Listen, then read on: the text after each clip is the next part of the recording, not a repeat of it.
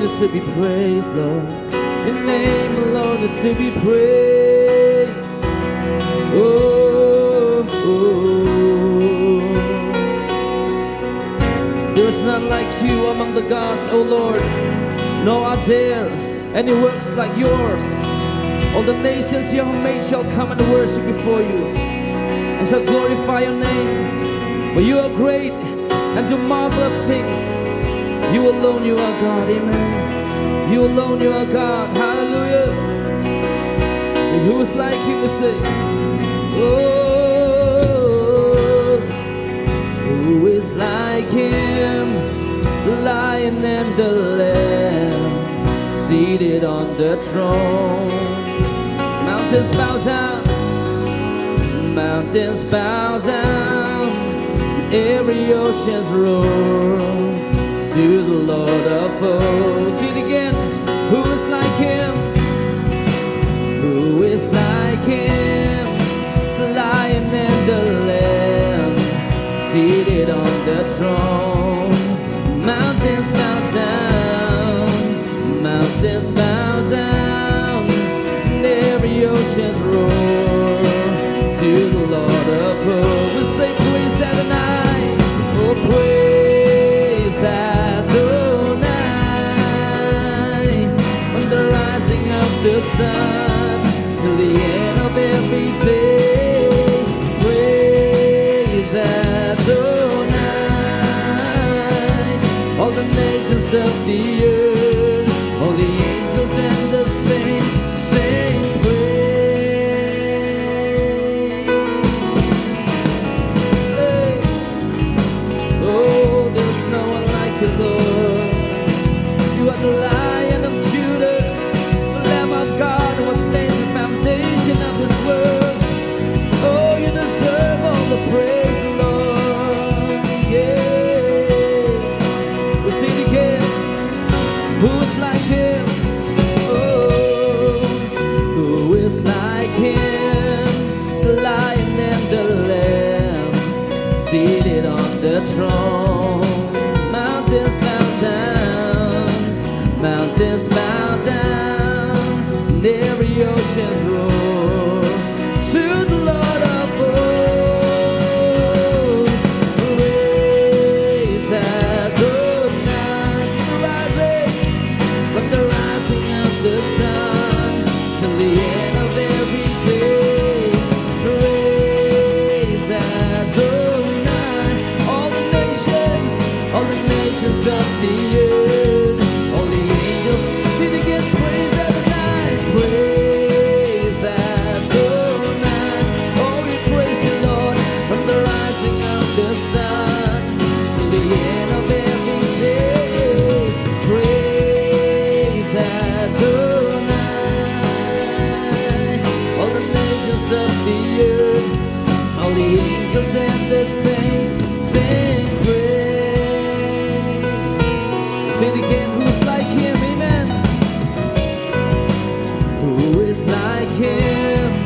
The Lion and the Lamb, seated on the throne. Mountains bow down, mountains bow down, and every ocean's roar to the Lord. Say it again. Say it again. Who's like him? Hallelujah. Who is like him?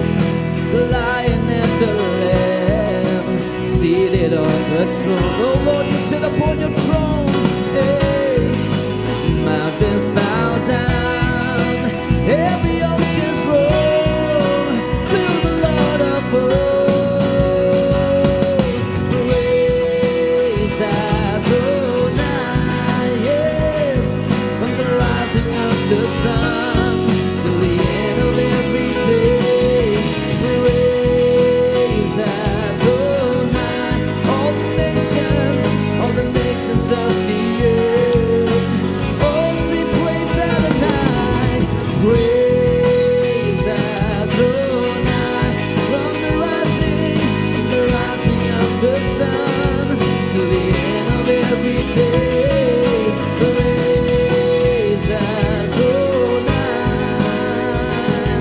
all the nations of the earth, all the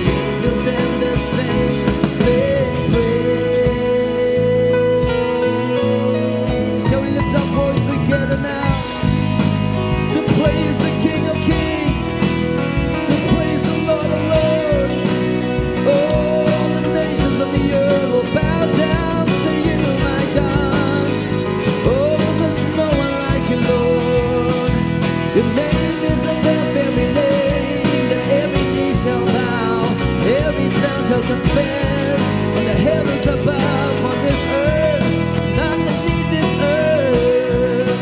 Oh, they'll bow to worship you, Lord. Oh, blessed be your name, Lord. Blessed be your name. Blessed be your name. Oh, sing it again, praise Adonai.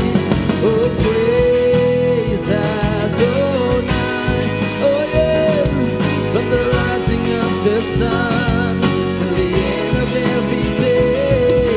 Praise Adonai. All the nations of the earth, all the angels and the saints say praise.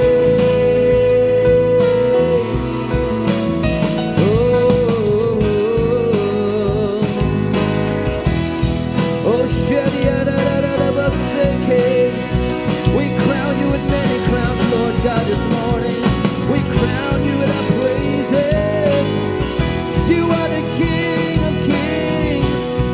You are the Lord of lords, and you reign forevermore.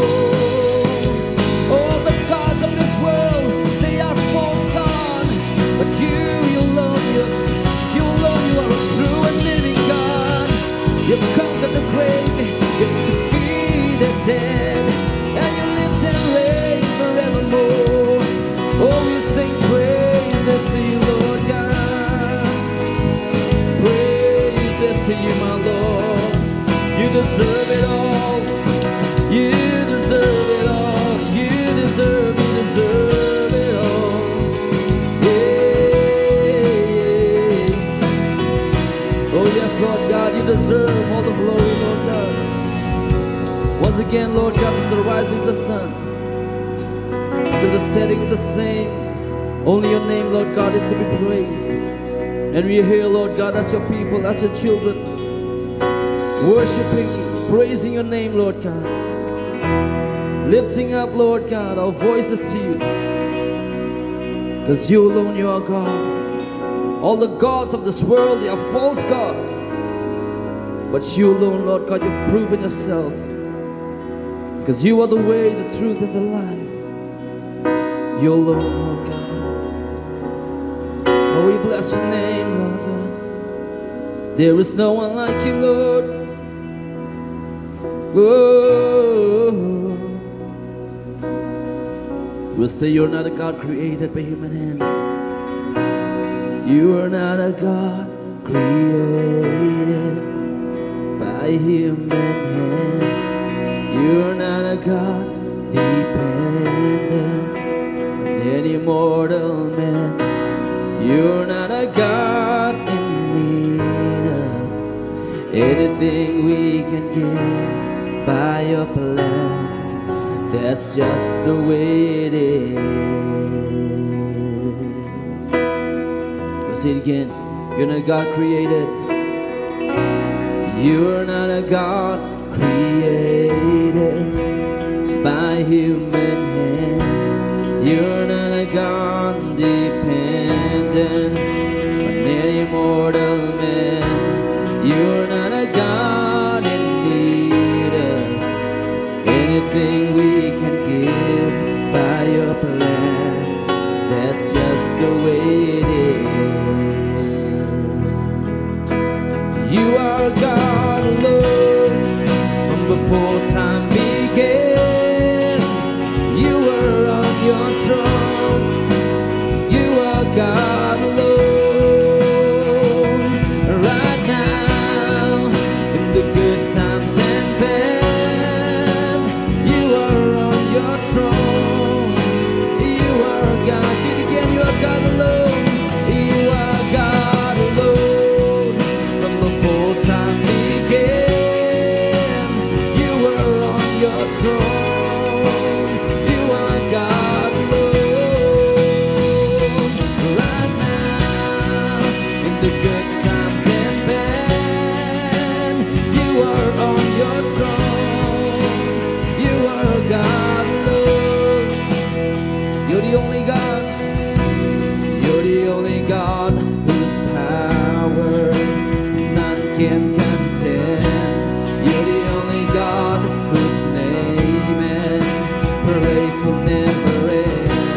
You're the only God who's worthy of anything we can give.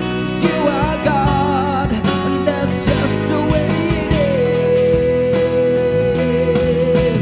You are God alone from before time began. You were on your throne. You are God. You are God alone. Right now, in the good times and bad, you are on your throne. You are God. Sing again. You are God. You are God alone. From before time began, you were on your throne. You are God alone. Right now, in the good times and bad, you are on your throne. You are God alone. We'll stay unshakable,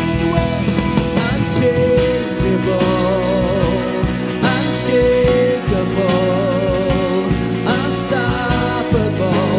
That's what you are. Yeah. Unchangeable, you are unshakable, unstoppable. Sing it again, you're the unchangeable, unchangeable, unshakable, unstoppable. That's what. One last time, let's say unchangeable, unchangeable. You are unshakable, unstoppable, unstoppable. That's what you are. You are God alone from before time began. You were on your throne. You are God alone. Right now, in the good times and bad, you are on your throne. You are God alone.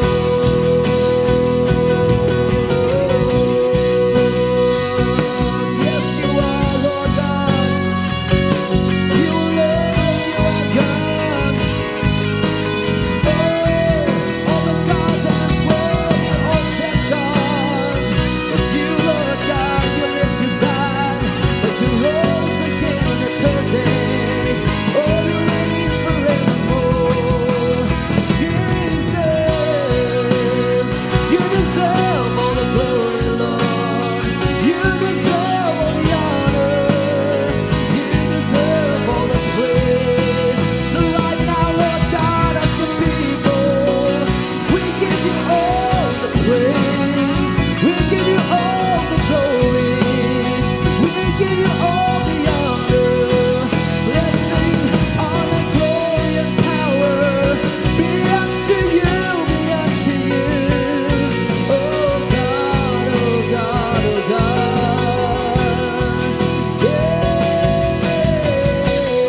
Yes, no one, no one, no one like you, Lord. Oh, you're the one who died for us. You're the one, Lord God, who saved us. You're the one who redeemed us, Lord God. You're the one who healed us from all our diseases. You are the one who restores us, Lord God. Oh, hallelujah. You're the one, Lord. Hallelujah. It's wonderful to be again in the presence of the Lord. Last week after the service, Pastor Danny said that maybe you will have to continue with the message this series. So I have decided that I may formulate a series that we will continue, the Lord's willing, in the coming days.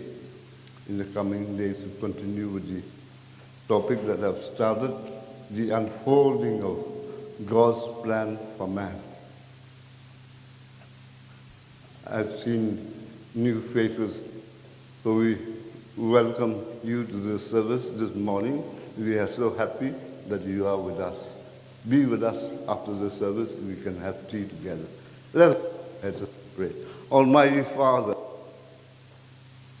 we look to you. As we have seen in your very book, the 66 books, you have contained your plan and your purpose for mankind. Lord, you have led me to come to a place that I would need to expound to the saints the very purpose of God that's contained in this book, the marvelous plan of God for humans.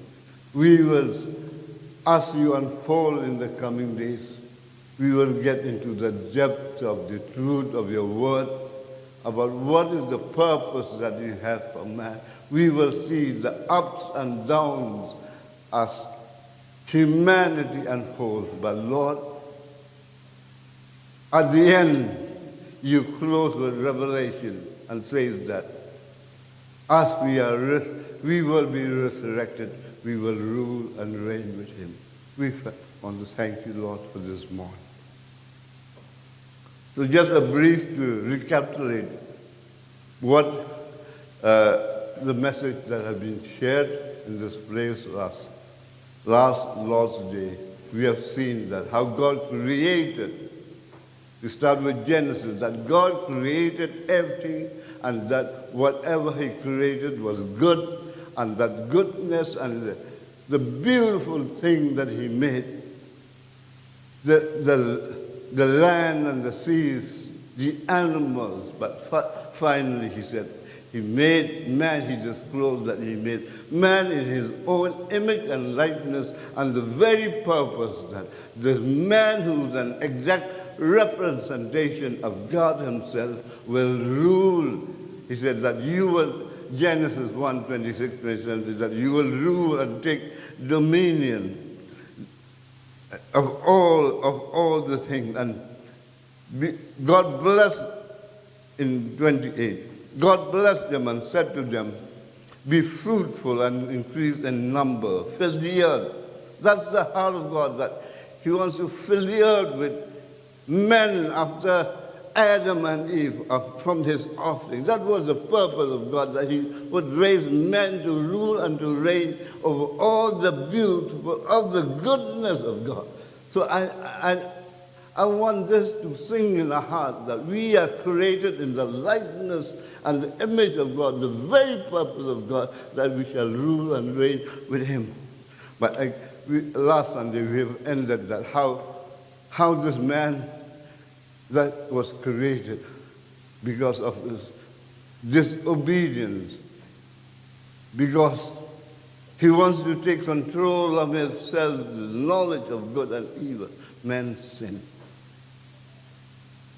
And we ended with the plan of God for redemption. I will elaborate on this God's plan for redemption. We will go to Genesis 3:15. And it says in Genesis 3:15, and I will put enmity between you and the woman, and between your offsprings and hers. He will crush your head, and you will strike his heel. So this is the beginning of the conflict in humanity. These are all beautifully laid and contained within the 66 books to reveal the plan of God. So in this it is revealed that God, there will be a conflict. I will put an enmity. There will be a conflict between you and the offspring of the woman. This conflict which was started at that point of time, this conflict continues. It continues and it will continue. And it will continue. That's the whole story of the whole narrative that is contained in the Bible, this conflict. But God has made it known. God has unveiled this plan And as I read last week, from Isaiah 46:10, from Isaiah 46:10, it says that God knows the end from the beginning. And I make known the end from the beginning, from ancient time, what is still to come. In spite of the fall of man, in spite that man has disobeyed God, he has strayed from the path that God has a plan for him to rule and to reign. But I have made known the end from the beginning, what is still to come. I say, my purpose stand, and I will do. What is that he made known? As students of theology, we know that that is what is called in Greek proto-evangelium. Proto means first, evangelium means the gospel. What is that first gospel? Is that God declared that there will be a Savior. A Savior will come. A Savior who will redeem out of this situation, who among the fall of man, but God will restore humanity, humanity again. What was promised in these words, it says that. When he said that, I'll put enmity between you and the woman, and between your offspring and hers. Who is this offspring that we talk? The Bible is made known from ancient days. The Bible said, it made known, God said, from ancient days I made known the end from the beginning. What is made known about this offspring? The offspring is a son of a woman, born of woman. Galatians 4 says that. Galatians 4 says that in the fullness of time, God will send his son. I will read. But when the time had fully come, that is the fullness of time, God sent his son, born of a woman. Exactly. That's Genesis 3:1. An offspring of a woman. You see how the Bible beautifully ties up the Old Testament and the New Testament. An offspring born of a woman, born under the law, to redeem those under the law. That's exactly how beautiful he said that. He will send a son who will redeem man. He will crush your head. That means he cursed Satan that this will crush your head. Romans 16:20 says that. And the God of peace will crush your head. It falls into place. That's, the word of God is made known the end from the beginning, from ancient times. He made known the beginning. That's exactly this revealed. The saints in the early centuries, before the full word of God, before the canonization of the Bible, the composition of the word of God, they didn't know the end. But God has, in our days, we are privileged to see the whole plan and purpose of God is fully contained and revealed. We are thankful that we are living, we are not just groping in the dark. We know the plan and the purpose, and how do we fit it in this plan and purpose of God that God has revealed to us. We see in spite of, it seems that when Adam and Eve disobeyed God, they took upon themselves that autonomy of knowing good and evil. Man, the sin of disobedience is that man wants to control himself by everything, to define good and evil. It just was not a simple fruit in the garden of Eden that they ate, but they took upon themselves. They took upon themselves to define the boundaries and good and evil. And what happened when they did that? They found to be naked. Naked, it speaks about being, exposed. There was no covering over them. There was no more protection over them. All along, it was God who was good, who had everything under control, that he defined good and evil. But man has taken upon himself to define good and evil. And because of that decision of man, the decision for this disobedience, we are still living in the world of confusion and how to define the boundaries of good and evil. And that conflict between Satan and the offspring of woman continue to this day. But there's in between this beautiful redemptive plan that God will send his Son who will crush Satan under his heel. But so after the sin of Adam and Eve, we've seen that the continuation, the spiraling down of evil continued, the wickedness continued. You see, immediately, the falling chapter, in the falling chapter of the third chapter of Genesis, in 4, we see that about Cain and Abel. They came and bring the offering. They came and bring the offerings to God. That you see that if you have to read, or you will remember from your Sunday school, that God accepted the offering of Abel. Why he accepted the offering of Abel? If we read from chapter 4, verse 3. In the course of time, Genesis chapter 4, verse 3, in the course of time, Cain brought some of the fruits of the soil as an offering.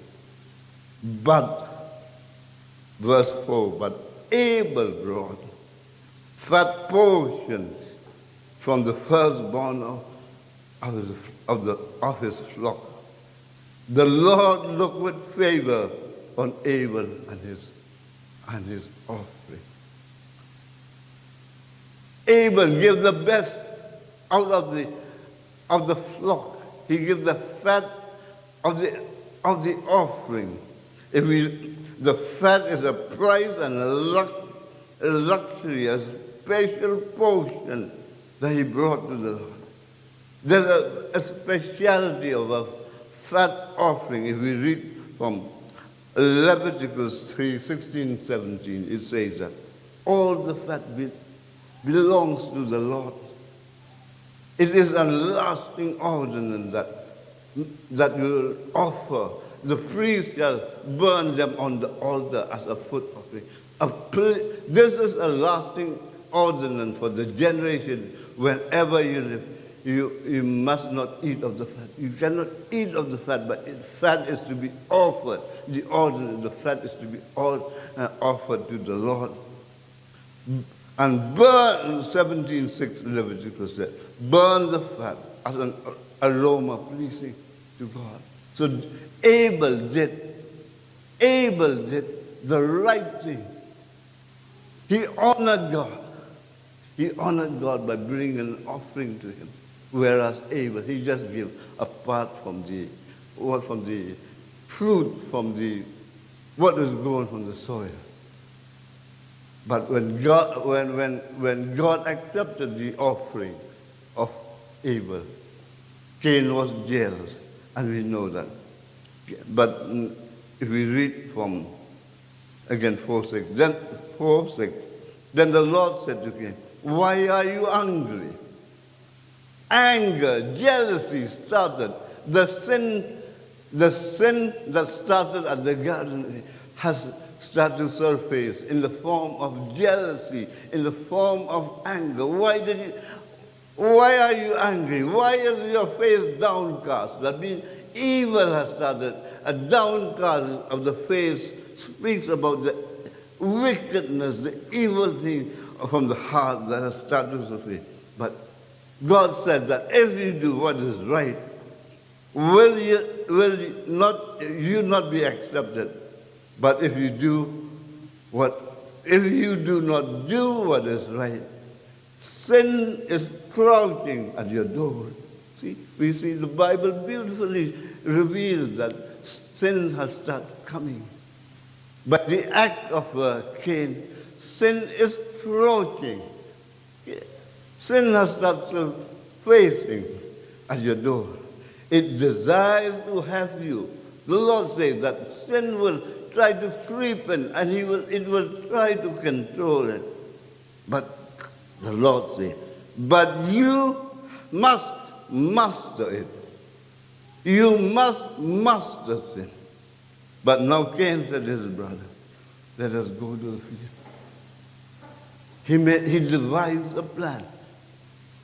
When wickedness has started, jealousy has started creeping in, it formulated inside the heart of a device of a plan that he invited him to a field. Let's go. My brother, let's go to the field. But what did he do? He murdered his own brother. You see the escalation of the sin. Started with the sin of disobedience.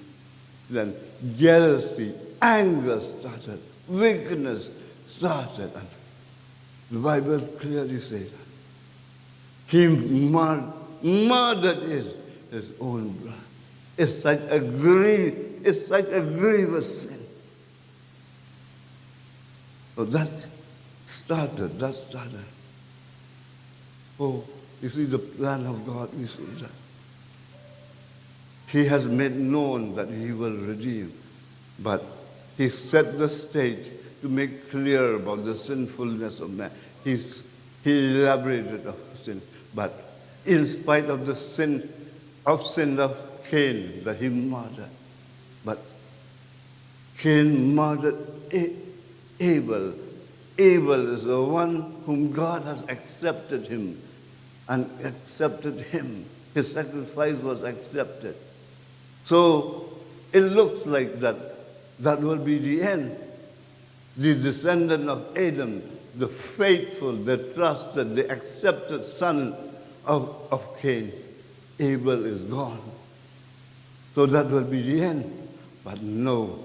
If we see that in Genesis 4:25 said, Adam, 4:25 Genesis says, Adam laid with his wife and he gave birth to a son and named him Seth, and saying, God has granted me another child in place of Abel. God has a purpose, you see. It seems to be the end, the righteous, prospective inheritors of the good thing that God will restore Abel was murdered, but God gave another son to Adam, and God has granted me another child in place of him. And Abel said, Seth also had a son, and he named him Enoch. The following verse, that is verse 20.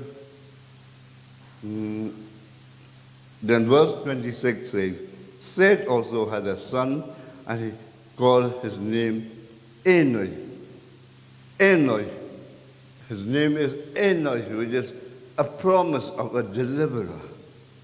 We read further, it says that at that time men began to call on the name of the Lord. Even at the time when wickedness has started creeping in, when sin has started creeping in, at that time there was a first sign of the resurgence of revival. He says that at that time men began to call on the name of the Lord. In spite of the wickedness that has started, men look to God.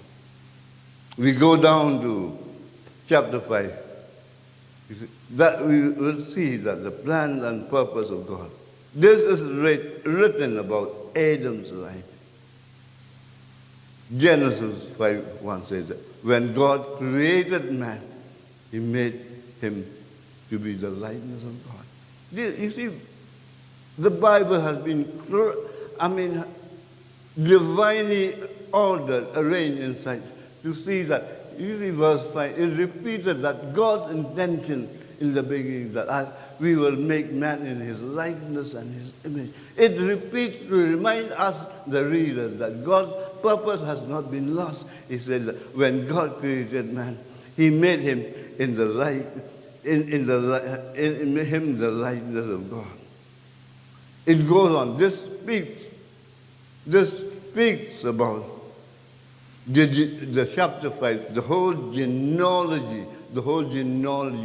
Why God is particular to reveal, to get it written that from Adam to Abel, and now Abel has been murdered. God raised Seth, and Seth raised Enoch. And then we see that now Enoch, from the genealogy, Enoch, then came Noah. But let us still see that another sin. The Bible has recorded about that people multiply, people raise children, and we come to a stage that there's a mention about Lamech. Although Cain, Enoch, the Bible speaks about Mehujael, then Mehujael, and Lamech.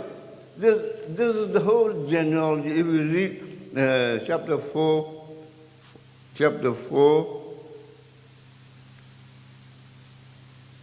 17 onwards, 17, 17, it speaks about this genealogy of Lamech. Particularly, it mentions about Lamech to portray the kind of evil. He is Cain after his murder. He moved away to Nod. He raised a son, and one of his sons is Enoch, and Enoch he built a city in that other place. He built a city. God had banished him. God had cursed him, but he still could raise a city. He could raise a city. He was defiant. He said, that is another sin that of Cain, that he was defiant. He called that city in the name of his son, Enoch. So that's what we see, that, the concept of sin is moving from one state to another. From a murderer, now he became, God said he has cursed him, but he's still able to raise and manage to raise a city, and then with his arrogance, with his proudness, it shows the spirit of man, that man wants to independently of God, do things on his own.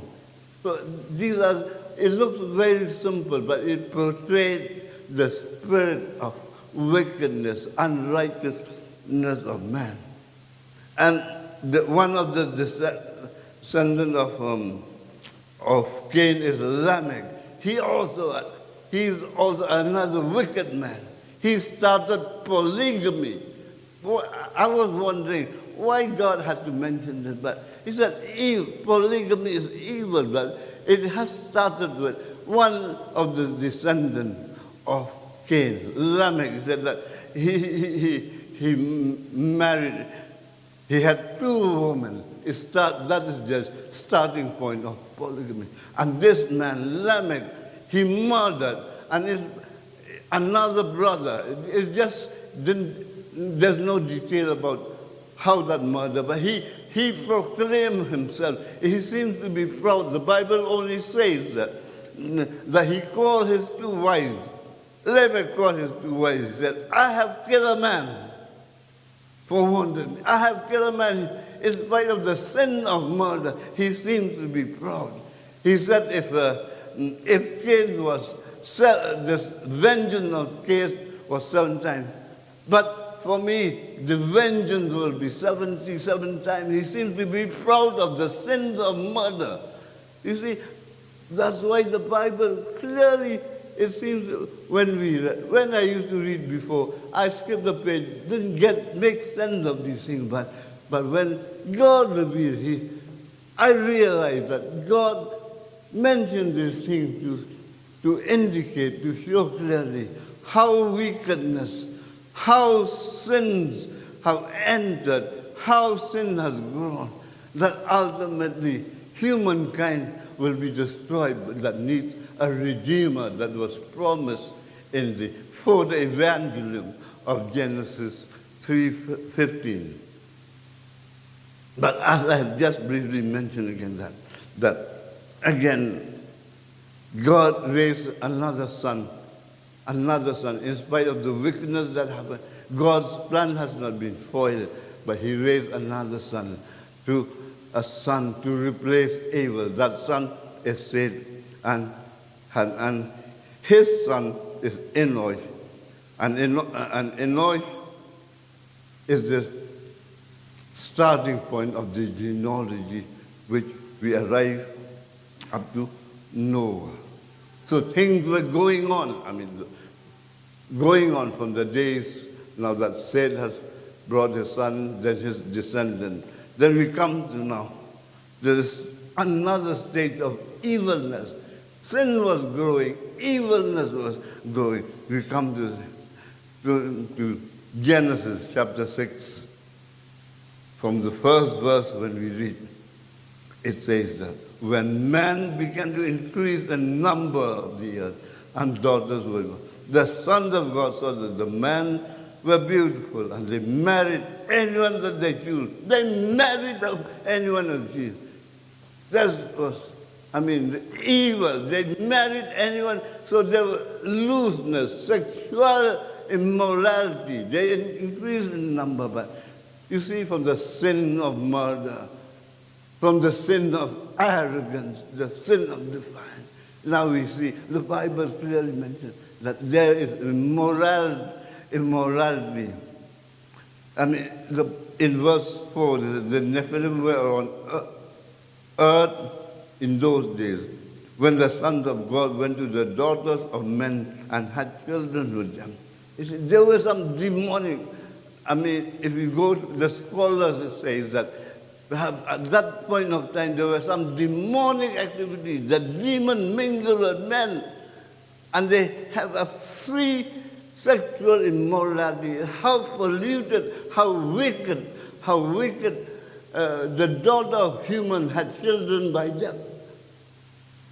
How wicked. They were the heroes of old men, men of renown. Such a wickedness at that point such wickedness was at that point of time. The heart of God was grieved. We read from verse 5, Genesis 6:5. The Lord saw how great man's wickedness of the human race had become on the earth, and that every inclination of the thoughts of the human heart was all evil. That's the condition. That was the prevailing condition of man at that point of time. It was evil that grieved the heart of man. The Lord was grieved that he had made man on the earth, and his heart, God's heart, was filled with praise. He had this beautiful. God restored again. He restored again. But again, you see this wickedness that filling the earth. So the Lord said, I will wipe mankind whom I have created from the face of the earth, men and animals and creatures that move along the ground, and the birds of the air. For I am grieved that I have made them. God said that with this wickedness around, my purpose cannot prevail. Things has to be done in a different way. I have to remove this evil, all the wickedness, all that I have created. My heart is grieved. I have to do something else. But what did God say? That but among all the wickedness, but God still found Noah. Noah, who was a descendant of Enosh, that God raised to replace whom? To replace Abel, the son of the promise of God. He raised Noah. And Noah found favor in the eyes of the Lord.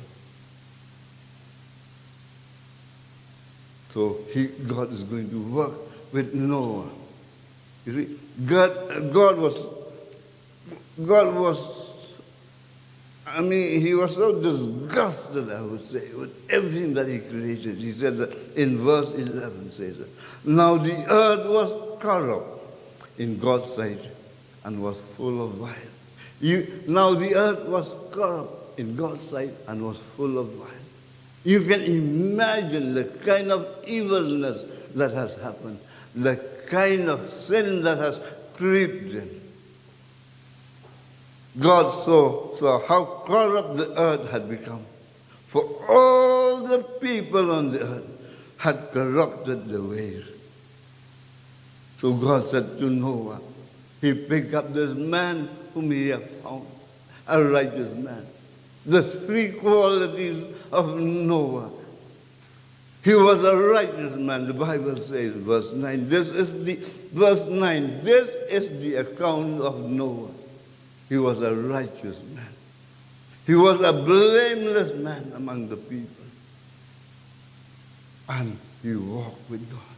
In spite of that dirty, evil, wicked world, there is one man who is a descendant linked to Seth, linked to Enosh, linked to the purpose that God found Noah. And he said that, I'm going to put an end to this evil. God said to Noah, he confided with Noah, he said, I'm going to put an end to all the people, for the earth is filled with violence. And because of them, I'm surely going to destroy both them and the earth. I'm going to destroy them, that means all the evil and wicked people. I'm going to do. He confided in Noah. The rest of the things that about Noah and the ark, about how Noah built the ark as per God's instruction.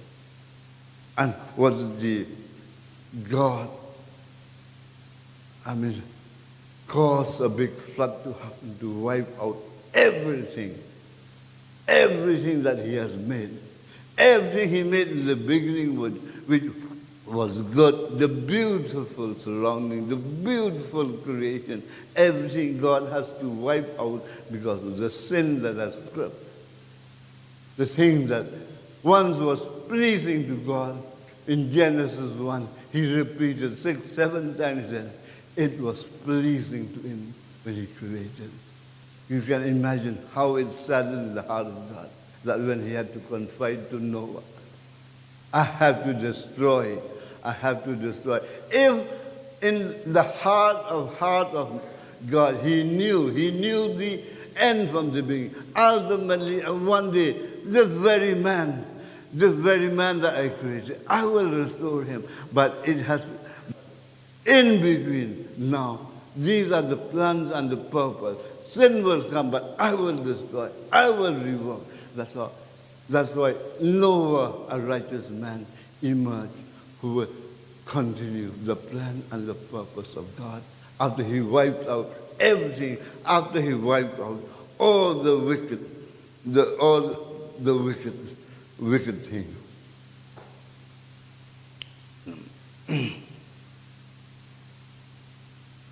So that's what we have seen. That what's the time? So that's what God destroyed everything. But you read as a homework, which I'll give you about the chapter 7, chapter 8, about the whole destruction that has been created, caused by the flood. And only Noah and his family and the animals which he has chosen, that he will continue after the destruction of everything. We will go to Genesis. We will go to Genesis 8, chapter 14. It says that by the 27th day of the second month, the earth was completely dry. This is after he had subjected the whole creation, submerged everything to the flood, everything destroyed. Then this is a new beginning. A new beginning has come. And he says that, then God said to Noah, God said to him, come out of your ark, you and your wife and your son and the wife. Bring out every kind of living creature that is with you, the birds, the animals, and all the creatures that move along the ground, so they can multiply the earth and be fruitful and increase in number upon it. The started of the new beginning. Satan in between, he has foiled the plan of God. Wickedness has happened. But God again, in this part, we see that he wants to make a new beginning. All that he has created in me. His plan and purpose of God, he said that in the beginning, that you, Genesis 1 says that you will be blessed and multiply. He repeats the same thing. So that you can multiply and be fruitful and increase in number. These are the purpose and the plan of God prevail in spite of all the wickedness, in spite of the evil. The plan and purpose of God prevail. And when we read, in our days too, Matthew 24, which verse is that? He says that even in the days before the coming of the Son of Man, there's such wickedness, even in our very days, as bad as in the days of Noah. Matthew 24:37. It says clearly, it portrayed, as it was in the days of Noah, so it will be at the coming of the Son of Man. We are eagerly waiting for the coming of the Lord Jesus Christ, the Son of Man. We are seeing the evil things. What is happening around in these days is as bad as in the days of Noah. So the story, things gets repeated. I will be going with the series when we will come to that portion, but it has been revealed. We are privileged to be living in the days when we know the end from the beginning. We all know the end. There's a hope for us. There is the hope for us. We know that Jesus has come. The redemptive plan of God to Genesis 3:15. We know all the plans. That's why the gospel is being preached. Simultaneously, side by side, evil is going, but the righteousness is going. That those who put their trust in the Lord, they will be safe. They will be safe. That is the very purpose. That is the very plan of God. To be fruitful and to be multiplied. And ultimately, man will take rule and take control of the whole good thing that God once again will be renewed in the new heaven and the new Jerusalem. We know that is the beautiful thing, that we know that is the end. But these are the story, these are the happenings that has happened, recorded in the sixth book for our knowledge. We know God revealed to us the end from the beginning. Noah built an altar. Genesis 8:20. Then Noah built an altar to the Lord, and taking some of all the clean animals and clean birds, he sacrificed burnt offerings on it. He made a sacrifice to be thankful to God. God sent, Noah sent in his heart. You imagine, everything has been destroyed. There was no emptiness around. I imagine he came out of that boat. He came out, only he and his family and somebody, and all the universe was empty. God, Noah would have sent the purpose of God in his life. Why God saved him. God spared him. Why God? Because he was a righteous man. He was a blameless man and a man who was. The Lord smelled the pleasing aroma and said in his heart, never again will I curse the ground because of man, even though every inclination of his heart is evil from him. The Lord smelled the pleasing aroma. He smelled the pleasing and said in his heart. God did not declare. God did not tell Noah. But God said in his heart.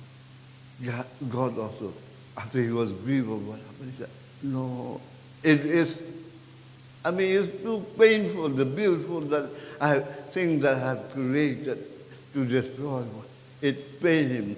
That's why he said in his heart, God promised in himself, in his heart, never again I will cause such a massive destruction. Never again I will cause a massive destruction that happened. Although, he said that, even though every inclination of the heart is evil from childhood, that evilness, that seed of wickedness is still in the heart. Man is born with the kind of evil things. That every inclination of the heart is evil from childhood. Men are born with that evil, inherited the sin of disobedience of Adam and Eve from the Garden of Eden. So man is born with it. There will be wickedness. There will be evil. No wonder that God said to himself in his heart, I will not destroy again. Even if we are living in the days as evil as Noah, God will not destroy. It opened my eyes, but sometimes we see that so much of evil thing that God could have just, bring a judgment. But I think because God spoke to himself, he promised, I will not destroy. But God's purpose will work out. We are anticipating the coming of the Lord Jesus Christ. Things will be at a different stage, different phase altogether.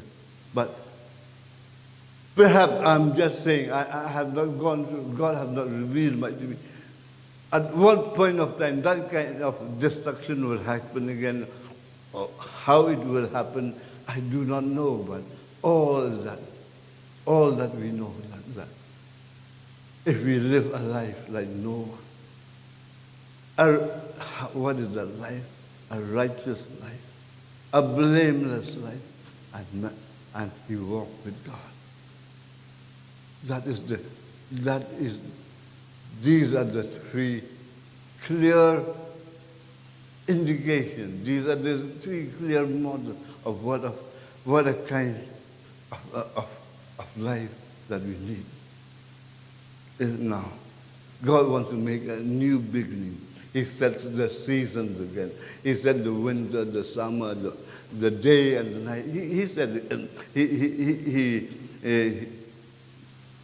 verse 22, so, as long as the earth endures, as long as this earth continues, seed time and harvest, cold and heat, summer and winter, day and night will never cease.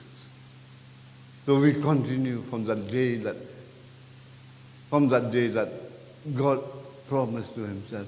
He ensured that we will have the day and the night, the summer and the winter, the season of harvest, and these things will grow. I will not subject man. I will not subject man to that complete deluge of being destroyed by a massive thing like a flood. we, God promised to himself, we are living in the days of the grace of God. That in spite of all the wickedness that is happening, the days are evil, as in the days of Goa. But God still spared that he loved us.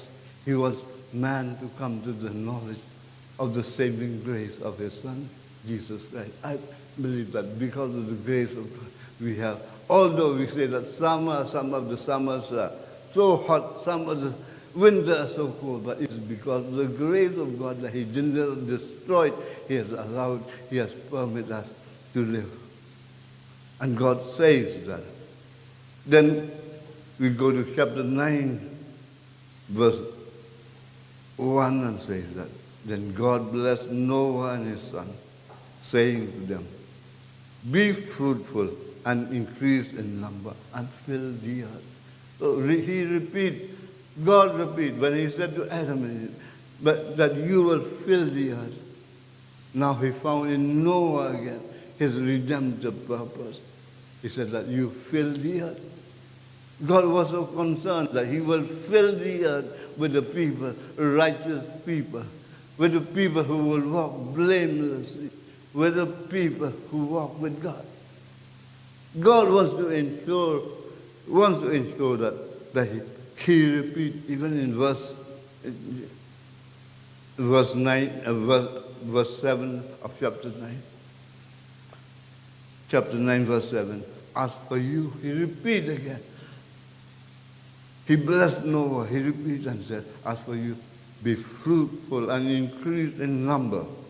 Multiply on the earth and increase upon it.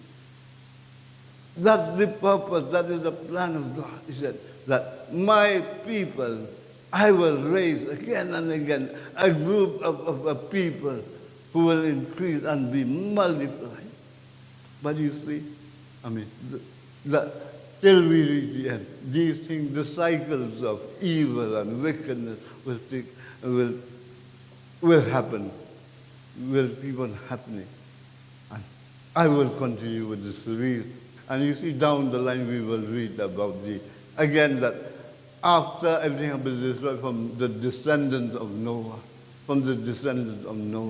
again, arrogant people who defy God, who think that that wickedness, the sin of arrogance of Cain and Lamech, still with the human race down the line, they build the Tower of Babel.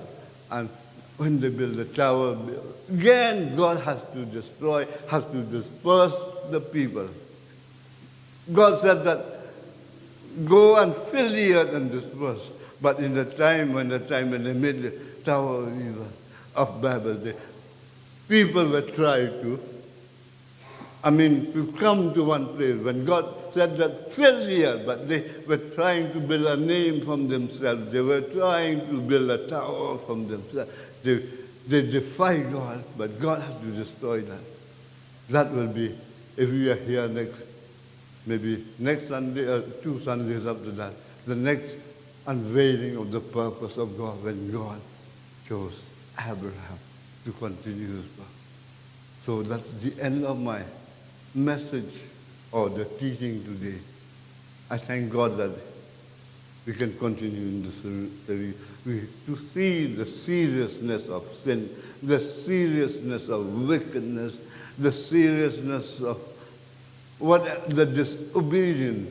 All these are fit into the plan and purpose of God.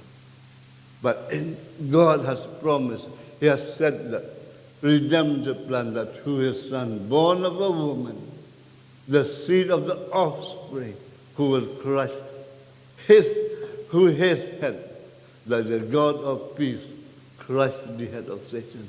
And ultimately, if we put our hope and our trust in the one who crushed the head of Satan, we shall be saved.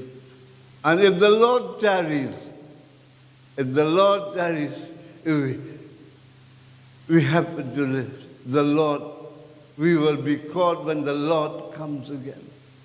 We will be caught and we will be resurrected. And what will happen at that point of time? I will repeat the end which God makes known in Revelation 22, 5 says that. And we will rule and reign with him. I will always repeat this so that we think that our purpose on this earth, the purpose that he has created, man in his image and his likeness, ultimately he will rule and he will reign in this earth. That is the end which is known for me. May you be blessed with this short message to sense the purpose of God in your life. We are destined to rule and reign. How beautiful, isn't it?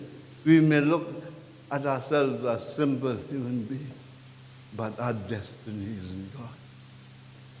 When the Lord comes again, oh, how beautiful. We don't live, we have a life to live. We have a family to take care of. But that is not the main thing. Our focus has to be on that ultimately. After everything ceases, we rule and reign with him on the creation, on the new Jerusalem that we will create.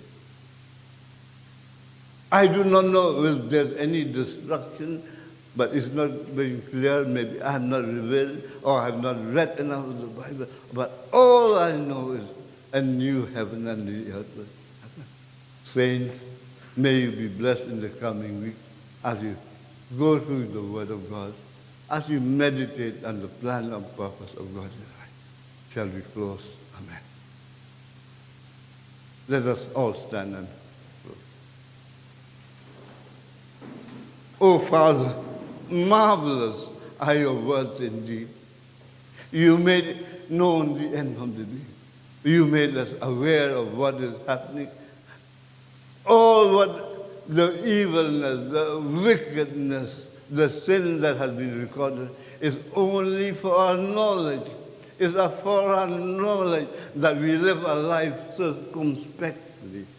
We live a life, oh Lord, dedicated to you.